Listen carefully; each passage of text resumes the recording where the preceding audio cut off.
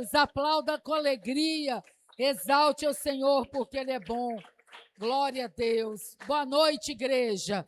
Paz seja com todos vocês. Abram suas Bíblias em Isaías, capítulo 55, versículo 6. Isaías 55, 6 é o texto desta noite. Filho, tá ruim para ouvir aqui.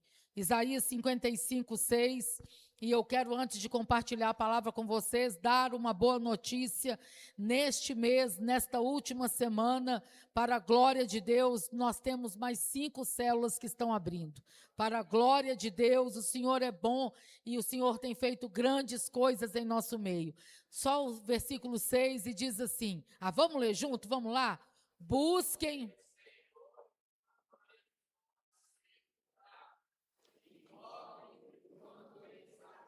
Nós, irmãos, para ensaio está horroroso. Vamos lá. 1, 2, 3. Busquem os...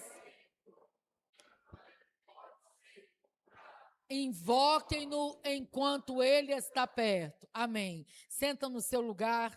Irmãos, na sexta-feira de madrugada, Deus me deu essa palavra e é o seu dever acreditar ou não, é o seu direito acreditar ou não, mas é o meu dever avisar.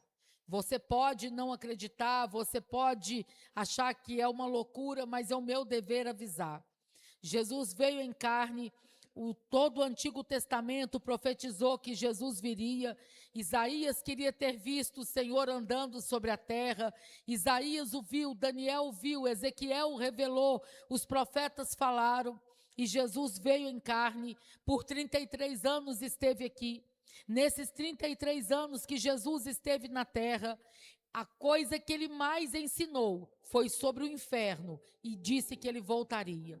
A mensagem de Jesus foi baseada em que ele voltará para buscar a igreja e ele ensinou sobre o inferno para que ninguém vá para lá. E ele disse que ele morreria e ele morreu, ele disse que ressuscitaria e ressuscitou, e ele disse que voltará e ele está voltando. E é um direito seu até não acreditar e não querer nem pensar nisso, mas é o meu dever nesta noite te avisar, Jesus está voltando.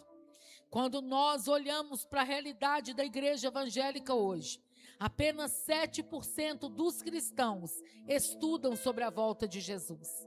Apenas 7% de todo mundo que está dentro das igrejas estuda sobre a volta de Jesus. E 50% das pessoas que estão nas igrejas dizem assim, nossa, é até legal Jesus voltar, mas eu não queria que ele voltasse agora não, está tão bom. Eu não queria que ele voltasse agora não, ainda não casei. Eu não queria que ele voltasse agora não, ainda não tive filhos. Não queria que Jesus voltasse agora não. Tá tão legal, tem uma viagem para fazer. E aí a gente vê com esse pensamento, o tanto que as pessoas não sabem nada do que está acontecendo. Enquanto nós estamos aqui, os sinais da volta de Jesus estão acontecendo. E o tema dessa mensagem hoje é, o tempo é agora. E eu tenho certeza que até quem nos visita hoje, ninguém está aqui por acaso. Deus tem um propósito para você estar aqui nesta noite, o tempo é agora. E nesta noite eu quero que você entenda que há no meu coração e do pastor uma urgência em que famílias sejam salvas. Todos os dias, quando nós acordamos, o maior desejo do meu coração e do dele é que Jesus venha buscar a sua igreja. O Pedro, nosso, de 9 anos, ele foi para o retiro e ele nunca tinha ouvido o chofar e ele está preocupadíssimo. Vó, é verdade que vai tocar aquela buzina? Eu falei, Pedro, aquilo não é buzina, é chofar. Vó, pelo amor de Deus, é assustador, vó. Eu falei, é mesmo, Pedro, você está com a vida reta? Eu tô vigiando, Pedro. E ele falou, vó, mas o céu é muito longe, eu não estou pecando não, mas eu duvido que a gente vai ouvir daqui da terra uma buzina daquela que vai tocar no céu. Eu falei, pior que vai, Pedro, e vai ouvir todo mundo que está vivo, está na presença do Senhor. Não, vó, aquela buzina é assustadora. Eu orava lá no sítio, mas eu orava com medo daquela buzina. É porque ele ouviu pela primeira vez o toque do chofar. E a gente precisa pensar, irmãos, que nesta noite o Senhor nos dá uma oportunidade. E aí a gente vai lembrar de Jesus falando para nós que ele foi para o céu para preparar para nós uma casa. E aqui tem gente construindo, e a gente pode comparar a volta do Senhor, o que nós estamos esperando, Quem aqui gosta de viajar, além de mim? Quem gosta? Você gosta de viajar, Erickson? Você é o homem que mais gosta de viajar dessa igreja. E aí, tem várias viagens. Tem umas viagens que Andrezinho faz questão. Nós fomos uma vez para Caldas Novas, num ônibus com 64 pessoas. Tinha frango assado que alguém preparou. Tinha farofa. Era uma maravilha. Aí, como o pastor é grande, puseram o pastor em cima do frigobar do ônibus. E embaixo de nós tinha um monte de refrigerante, suco. E a gente foi viajar. É uma viagem legal. Vamos, filho, Caldas Novas de ônibus, assim. E levar tudo, levar farofa, frango assado. E alguém preparou. Aí tem as viagens de avião que a gente começa a pensar 2 meses antes de viajar, e a gente faz a lista na cabeça, e aí quando a lista fica meio esquisita na cabeça, a gente anota no papel. E aí a Jéssica zomba, porque eu viajo com os meninos da Lídia para todo lado, e eu tenho um documento para viajar com os meninos. Diz a Jéssica que eu pego a minha pastinha, e que ninguém toma aquela pasta de mim, e que tem que segurar os meninos, porque toda hora alguém me pede um documento para conferir se os meninos são meus e do pastor, e aí a gente vai preparando. Na véspera da viagem, a gente confere se a Bíblia está no lugar que tem que levar, se você confere os documentos, e eu sou das antigas, eu quero ver a passagem no papel. Vocês me entendem? Eu não ri não, Nora. Eu gosto da passagem no papel, que eu vou pegar. O que é, Bárbara? Você está assim para mim? Gosto. Aí a Jéssica, para me pirraçar, da última vez, ela imprimiu o QR Code numa folha de A4. Falei, pô, eu vou chegar no aeroporto com o QR Code numa folha de A4. Não, aí apelou comigo, né? E a gente prepara tudo. E a gente está precisando preparar sim. A gente está precisando preparar sim para passar a eternidade com o Senhor. E não é uma mensagem para te assustar, mas é só para a gente ajustar as coisas que a gente precisa nesta noite. Quando a gente começa o texto, Jesus, capítulo, abre sua Bíblia e deixa aberta em Mateus 24. Se você tem um aplicativo da Bíblia, serve também. Mateus 24. Jesus, ele sai do templo e ele vai para o monte. Os discípulos vão questionando Jesus sobre a construção do templo que estava ali próximo deles, e eles vão conversando, e muitos profetas escreveram sobre as coisas que Jesus falou. E Jesus então começa em Mateus 24 a nos dar uma aula sobre os tempos do fim. E se você ler com calma esse texto, você vai ver que está tão perto, irmãos, de tudo isso que a gente está vendo, eu não sei se vocês estão notando, o mundo está meio chato, vocês estão percebendo? Está meio chato. Não é sobre opinião, sobre decisão de cada um, é sobre as coisas que as pessoas estão decidindo e querendo que todo mundo aceite daquela maneira. O mundo está meio chato, tem gente querendo virar bicho. Eu estou quase começando a oferecer esses pais um saco de ração. Já que você quer ser gato, há de comer ração de gato. Já que você quer ser cachorro, você há de comer ração de cachorro. Aliás, se você é cachorro, você vai dormir do lado de fora, na casinha do Tortó, né? Está tudo muito esquisito. E aí, quando a gente olha para a palavra, os discípulos falam para Jesus assim: Senhor, nos fale quando essas coisas vão acontecer e que sinais que haverão antes do Senhor voltar. O Senhor foi preparar um lugar para você e para mim. O Senhor não tem um lugar só especial, diz a Glaucia para mim, pastora, indo para o céu até um colchonete na praça eu vou querer, estando no céu até um colchonete na praça eu quero. E o Senhor foi preparar para nós. E se você, aqui tem uns meninos que estão construindo, tem mais alguém construindo, Cláudio, Rosa, inclusive a casa já está pronta, eles vão oferecer um jantar, uma picanha para todos nós aqui. Cláudio vai pagar a picanha toda na casa dele, né, Cláudio? Porque a casa ficou pronta e é serviço demais. E aí, enquanto a casa não ficava pronta, eu falava, pastora Rosa, e aí, como é que tá, amiga? A gente está trabalhando, mas vai valer a pena. E vai valer a pena a gente ir morar com Jesus. Vai valer a pena, não é como Pedro achou a buzina, mas esse chofar de Deus vai valer a pena no dia que o Senhor falar para os anjos, para eles tocarem as trombetas. E talvez alguém não saiba, a palavra arrebatamento quer dizer arrancar com força, arrancar lugar com poder, e é isso que o Senhor vai fazer conosco. E aí eu quero rapidamente, neste último culto de hoje, falar com vocês o que Jesus falou com os discípulos, e não é a minha palavra, é a palavra do Senhor, é o próprio Senhor Jesus. E se você está com a Bíblia aí, Mateus 24 aberta, ele vai começar dizendo no versículo 4, tomem muito cuidado para que ninguém vos engane.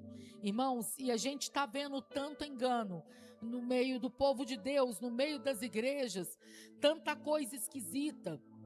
Esta semana, uma pessoa estava dentro da nossa casa e comentou conosco de um pastor, mas não é pastor não, irmãos, se fosse pastor, ele não faria isso, de uma pessoa que se intitula pastor, que estava cobrando R$1.000 para ir orar na casa dos outros e ungir. Se o homem faz 3 unção por semana, R$3.000, se ele unge 12 casas no mês, eu não acreditei. E aí, a Jéssica veio me falar que a noiva que nós vamos casar, nós não conhecemos um casal que nós vamos casá-los, não lembro o dia 16 de agosto, eles não têm igreja, eles não têm pastor, e aí perguntaram para uma pessoa aqui da igreja se eu faria o casamento, e aí eu disse que faria. Irmãos, quem faz casamento é o cartório, o pastor dá a bênção, quem faz casamento é o juiz de paz lá no cartório, e a moça está encabulada porque a gente não cobra, ela está encabulada, falou, mas a pastora não vai me cobrar nada para fazer o casamento, se ela quiser me dar uma tora de bolo no final do casamento, eu vou agradecer demais. Se ela quiser encher uma caixa de doce e bolo para eu levar para casa, eu vou ficar feliz, né? Mas a gente tem que dar de graça o que de graça nós recebemos, irmãos. Tem pastor cobrando para consagrar menino, e o pior não é quem cobra, não vou nem falar trouxa, porque vai que você já pagou, o pior é quem paga. Não é quem cobra, o pior que não vou nem falar, vai que alguém aqui já pagou, é quem tem coragem de pagar alguém que engana o povo, que Jesus avisou. E aí no versículo 5 ele diz assim, muitos virão em meu nome, dizendo eu sou o Cristo, e enganarão a muitos. E quanta gente hoje, irmãos, quanta gente enganada. A gente para de ver os casos de internet, pastor que chama gente no canto para orar, fala umas coisas que não tem nada a ver, e as pessoas estão tão carentes do Senhor, que muita gente aceita. E aí no versículo 6 ele diz assim, ouvirão falar de guerras e rumores de guerras. E apesar de eu não ser muito afeta ao jornal o Globo, é um jornal partidarista, na edição do dia 9 de junho, o jornal o Globo publicou uma matéria assim, o mundo hoje tem o maior número de conflitos entre países desde o fim da Segunda Guerra Mundial. A Segunda Guerra Mundial acabou em 1946.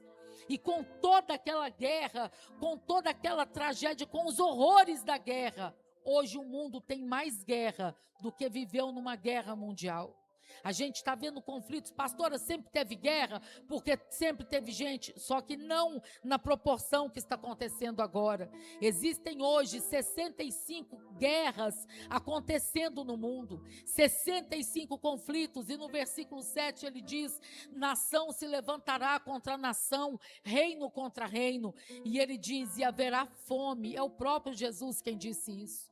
E enquanto nós estamos aqui, 20% das pessoas da África não têm o que comer. Enquanto nós estamos aqui, existem 645 milhões de pessoas passando fome. E aí a gente pensa nas férias, né? Nas férias, os meninos da gente só comem uma vez só, o dia inteiro, né? É o dia inteiro. Haja biscoito, haja pão, haja tudo. E aí eles abrem a geladeira, quando não tem mais nada, falam, me dá janta. Quando acaba, depois da janta, me dá uma fruta. Os meninos comem, que é uma maravilha. E nós temos o privilégio de ter 4 refeições por dia, irmãos. Nós temos o privilégio de Deus estar cuidando de nós, enquanto só na África 309 milhões de pessoas passam fome. A gente ganha muita doação, de vez em quando, estamos até, ora aí, gente, para chegar umas doação daquela, ora pela banda. Um dia chegou uma doação aqui, 10 toneladas de mantimento, e eu não conseguia lembrar o nome da banda. Depois eu fiquei sabendo que chama NX0, fiquei sabendo que tem, e eu não sei o que eles cantam também não. Aí de vez em quando os meninos vão lá, pastora, hoje é o Fábio Júnior, ele está procurando a metade da laranja até hoje, ele não achou a metade da laranja até hoje. Aí junta a doação, a gente traz para cá. E aí, irmãos, a gente vai distribuindo para a paróquia da Igreja Católica, gente séria que está trabalhando, gente séria que se preocupa, gente séria que está, às vezes, nós ficamos amigos do pessoal que tinha um bazar aqui em frente, daquele centro ali, o Nave, que é um centro antigo aqui no bairro, na região, e fizemos uma parceria com eles, e eu achava ótimo, porque eles queriam roupa, e a gente queria comida, lembra, Geisa? Pastora, não tem umas roupa e não, e eu a fim de ficar ali, montanha de roupa, tem várias, você quer trocar roupa por comida? Eu quero agora, e a roupa atravessando rua para lá e para cá, porque a gente tem que pensar nisso, irmãos. Aqui na igreja tem um pastor que vem aqui, quando tem doação a mais, e um dia nós ganhamos, eu não lembro quem deu, 5 sacos de 50 quilos, daquele feijão que não tem um bago de feijão inteiro dentro do saco, ele já chama feijão bandinha, ele só serve para tutu e feijão. Quem conhece feijão bandinha? Vocês conhecem? Não é todo mundo, ele não é bonito não, você não conheceu, você dá graças a Deus, você não precisou conhecer e nem comeu. E aí esse pastor manda vir um carro aqui, e ele leva para Capelinha. Vocês conhecem a cidade de Capelinha? Tem gente lá de mais necessitada. A pastora Cecília, que é daqui da igreja, ela estava juntando roupa para um pastor. Eu quero até ver se o nome é esse mesmo, que eu nem sabia que tinha outra Nova Lima, se é que eu estou falando o nome certo. Nessa cidade não tem água potável, Minas Gerais. E aí, é Nova Lima, vocês já ouviram falar? Ele não tem. E aí o povo lá usa a roupa enquanto dá. Quando a roupa acaba, eles têm que jogar fora, de sujeira, não tem água. E a gente precisa entender que isso tudo está escrito na Bíblia, que ia acontecer, irmãos, sempre teve fome, mas a gente está vendo coisas, irmãos, absurdas. Quanto mais a internet vai expandindo e a gente vai tendo notícia ao mesmo tempo, a gente vê coisas absurdas, terremotos. Jesus avisou, está escrito ali, haverá fomes e terremotos em vários lugares, foi Jesus que falou. E aí a gente vê uma matéria do dia 24 deste mês, um mês depois dos terremotos na Venezuela, o país admite mais de 10 mil mortos e mais de 30 mil pessoas desaparecidas. Vocês têm noção da quantidade de doença que está acontecendo lá? Porque tem corpo que não foi enterrado, a quantidade de gente que a família não sabe onde que está, e Jesus avisou que aconteceria. Aí o versículo 9 fala sobre nós que somos cristãos. Olha só, vocês serão entregues para serem maltratados, odiados por muitos por causa do meu nome. Irmãos, a Jéssica tem aí 3 imagens, e você vai ver agora os 50 países onde os cristãos mais são perseguidos. Os que estão em vermelho são locais onde cristãos são mortos pelo islamismo, por seitas que não aceitam ouvir falar sobre Jesus. A parte em vermelho são os locais onde cristãos ainda são mortos. Destes países, 15 países não têm um exemplar da Bíblia. 15 destes países não se pode ter a Bíblia, e as pessoas nunca tiveram nenhum contato com a Bíblia. Na próxima imagem, obviamente você não vai conseguir enxergar, na próxima imagem tem o nome de 25 países, começando pelo primeiro, onde os cristãos mais são perseguidos e mortos: Coreia do Norte, Somália, Iêmen, Sudão, Eritreia, Síria, Nigéria, Paquistão, Líbia, Irã, Afeganistão, Índia, Arábia Saudita, Mianmar, Mal. Eu estou falando só os primeiros 15, e desses primeiros 15 tem, pode passar outro slide que eu vou falar uma coisa, tem mais aqui, até o 50º país, pode acender. E eu quero dar um exemplo da Nigéria, que está acontecendo agora. Se você não segue o Instagram, irmãos, não tem nada a ver com a igreja aqui de Belo Horizonte, chama Missão Portas Abertas. Siga esse Instagram. Missões Portas Abertas. É uma missão interdenominacional que está no mundo inteiro e eles são muito sérios e comprometidos com a palavra.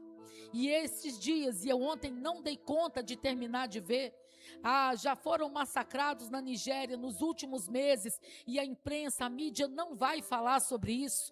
Falar sobre pessoas negras que estão sendo mortas não dá ibope para muitas mídias que estão por aí. Só nestes últimos meses morreram 3.500 pessoas. E sabe por que elas morreram? Porque alguém chegou para eles e disse: Gladson, se você negar Jesus, você vai ficar vivo. Mas se você não negar Jesus, você vai morrer e sua família também. E estes irmãos em Cristo nossos, nigerianos, eles não negaram Jesus. Ontem apareceu uma cena de embrulhar o estômago. Uma família, 9 pessoas, os adultos não negaram a sua fé em Jesus e mataram até as crianças. Aí embrulharam num pano velho o corpinho das crianças e uma vala única aberta e sepultando aquele povo todo ali, porque não negaram a Jesus. E às vezes por tão pouco a gente nega a fé, né, irmãos? Às vezes por tão pouco tem gente que nega a fé. Às vezes por causa de uma balada, por causa de uma pessoa, por causa de um convite, tem tanta gente que nega a fé. Nós vimos uma matéria do dia 10 de julho, um pastor no Rio Grande do Sul, na cidade de São José do Norte, de 70 anos, Ângela. O pastor estava fazendo um culto, Felipe, sem microfone. Aqui o pastor teve esse cuidado, dá para ver as marcas do gesso. Ele isolou todas as janelas aqui para o som não incomodar os vizinhos.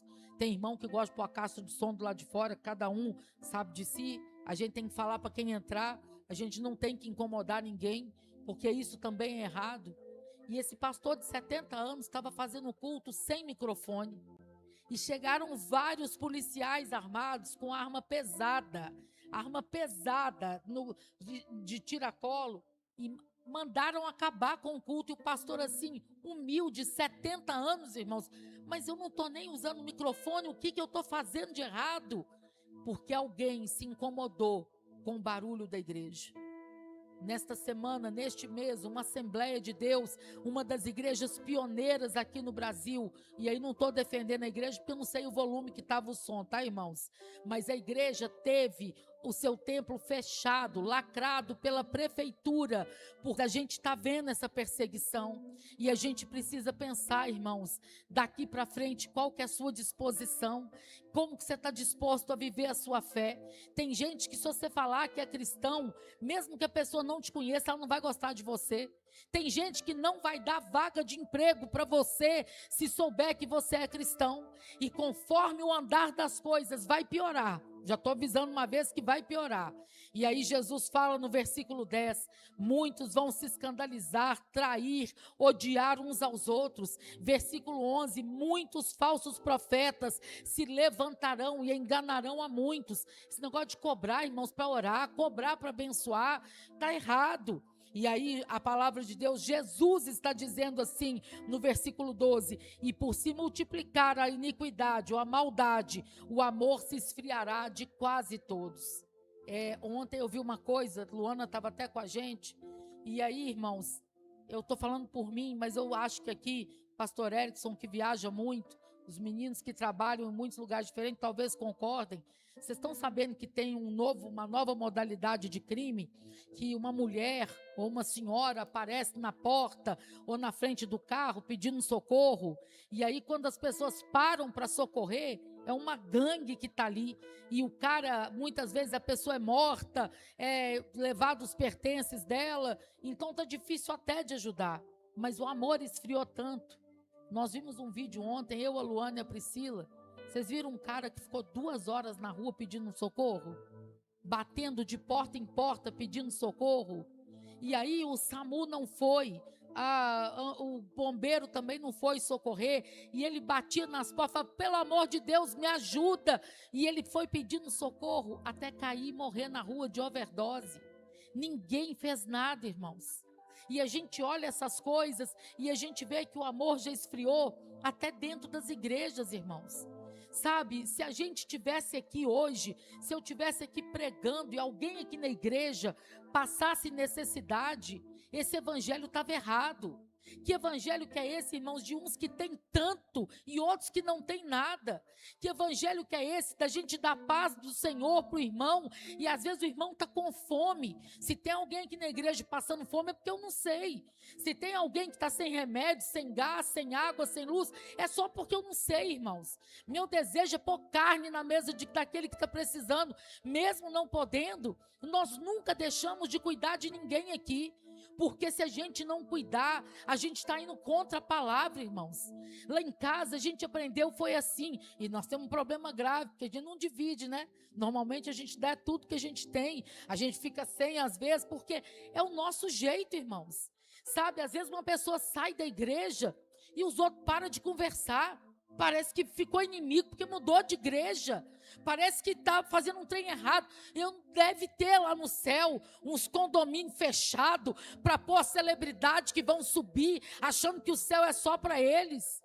E a gente precisa pensar que o amor está esfriando. E aí no versículo 24, pula aí, Jesus diz assim: porque surgirão falsos cristos e falsos profetas, operando grandes sinais e prodígios para enganar, se possível, até os eleitos. E dentre os sinais, nós vemos isso tudo que já está acontecendo. Aí o apóstolo Paulo passa umas páginas aí, vai dizer em segunda carta à igreja de Tessalônica, capítulo 2, versículo 3, ele vai dizer assim: de modo nenhum, de modo nenhum os engane, porque isto não acontecerá sem que primeiro venha a apostasia. Sabe o que é apostasia, irmãos? Essa frieza espiritual que está ocupando a vida das pessoas. Irmãos, nós somos um povo acostumado com milagre. Pastor Ronaldo nasceu no lar evangélico. A gente vê coisas, esses meninos que nasceram no lar evangélico. Quantas vezes que o André me viu orar, com as panelas em cima do fogão, orar e falar: Deus, não tem nada para comer, eu quero fazer comida, o Senhor pode prover comida? Quantas vezes que o André ouviu essa oração e alguém chegou lá em casa com comida para nós? E a gente vive uma geração hoje, irmãos, que desacredita de milagre. A gente vive uma geração que se mede isso pelo culto de oração que não tem quase ninguém. Eu sou de uma época, irmãos, que a gente chegou aí, lá no bairro, no Vale do Jatobá. Na época era a fábrica de colchão Ortocrim que estava em frente. Eu não sei o que tem hoje. Me falaram, Celso, de uma maravilha que acontecia ali.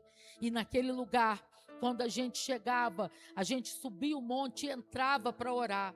E de repente, quando a gente estava orando ali, Débora, tudo que estava ali começava a ficar da cor dessas lâmpadas. Eu peguei na mão galhos de árvore, folhas de planta ali, e a gente orando, e aí um falava: olha, a árvore está ficando brilhante. E eu vi isso acontecer, e minha mãe já era idosa, e eu peguei aquilo tudo, pus no bolso, falei: meu Deus, minha mãe não consegue vir aqui, eu vou levar para minha mãe ver. Aí de vez em quando, de madrugada, eu tirava do bolso, olhava, olha, está tudo iluminado na mão da gente, no escuro, e aquilo tudo brilhando, mas o milagre era ali naquele lugar.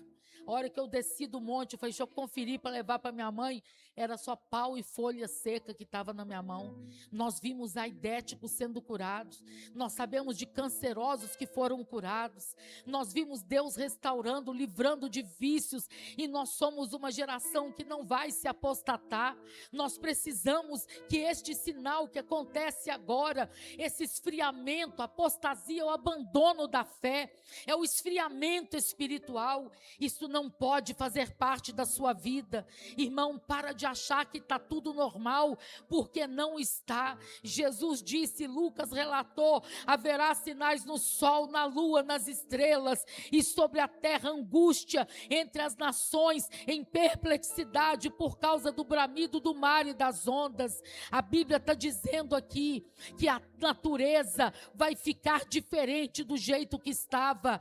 E nós estamos diante do maior fenômeno climático já registrado na história. E não é pastor que está falando, irmãos, são cientistas, são pessoas sérias, lugares onde o clima está tão quente, acontecendo coisas absurdas. Pode procurar, você vai ver na França um semáforo desmanchando por causa do calor, o asfalto desmanchando do calor, o Rio Grande do Sul já está debaixo de água e não tem governo, irmãos, que vai resolver isso. Não tem homem que tenha poder de conter a fúria da natureza, e até a natureza anseia pela manifestação dos filhos de Deus, que somos nós, por aquilo que Deus está fazendo.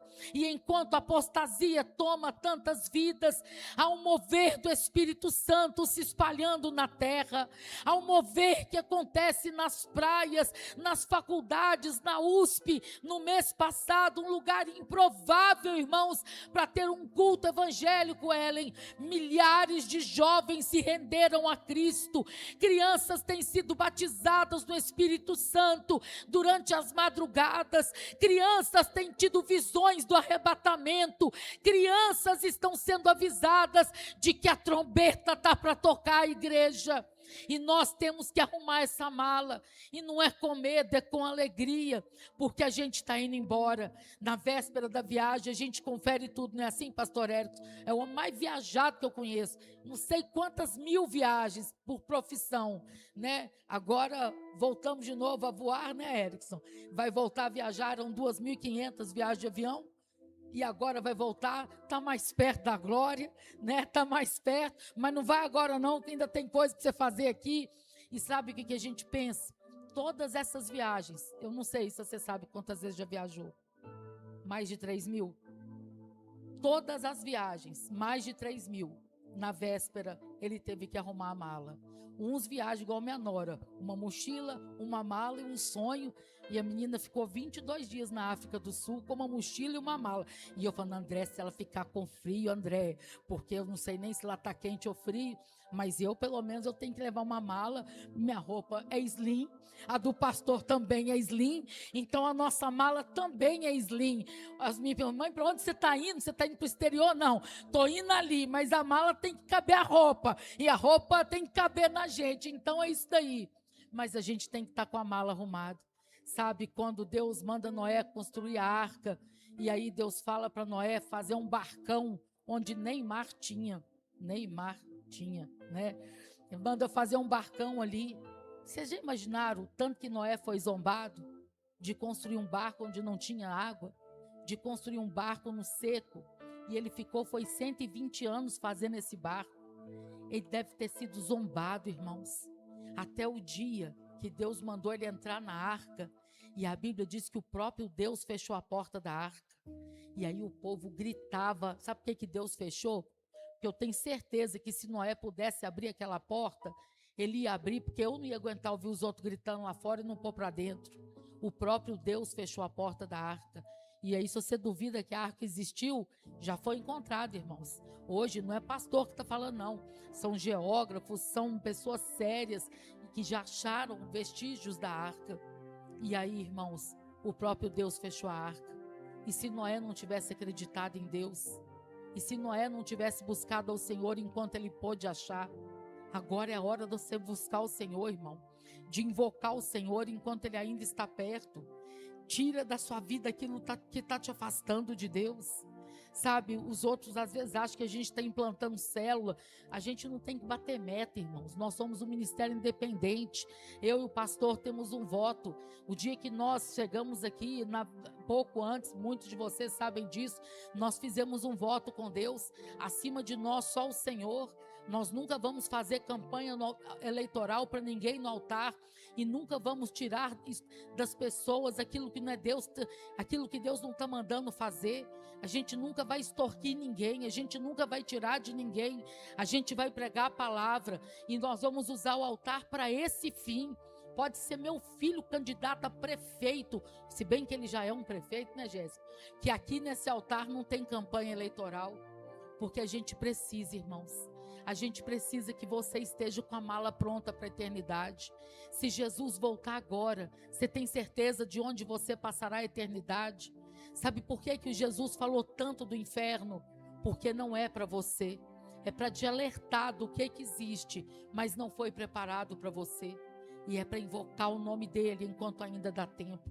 A gente vai louvar o Senhor, eu quero orar com você.